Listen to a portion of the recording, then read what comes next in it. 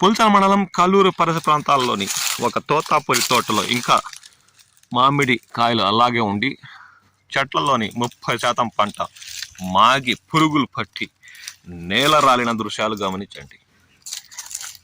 ఈ ఏడాది మామిడి రైతు ఆర్థిక కష్ట నష్టాలకి నిదర్శనం ఈ మామిడి తోట.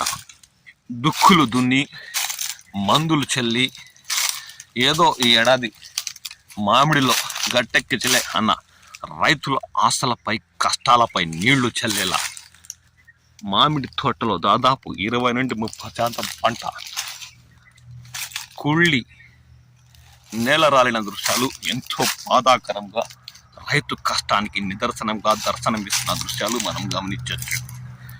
ఈ ఏడాది మామిడి రైతు ఏం మాత్రం నష్టపోయాడు, ఏ విధంగా బాధపడుతున్నాడు అనడానికి నిదర్శనం ఈ కుళ్ళి తోటలోనే నేల రాలిన మామిడి దృశ్యాలు. రైతులు ప్రతి వంక పంటలో ఏదో విధంగా కష్ట నష్టాలు పాలవుతున్న విషయం మనకు తెలిసిందే. అదే తోతాపూరిలో అయితే ఈ విధంగా మందులకి వారు పడిన కష్టానికి శ్రమకి ఆర్థికంగా కష్ట నష్టాలు పాలయ్యారు అనడానికి నిదర్శనం ఈ మామిడి తోటలో ఇంకా చెట్లల్లోనే నేల చూపులు చూస్తూ పూర్తిగా కుళ్ళి నేల రాలడానికి సిద్ధంగా ఉన్న మామిడి కాయలు. తోతాపూరి ఈ ఏడాది రైతుని నట్టేట ముచ్చిందనడానికి నిదర్శనం ఈ మామిడి తోటలోని హృదయ విదారక దృశ్యాలు.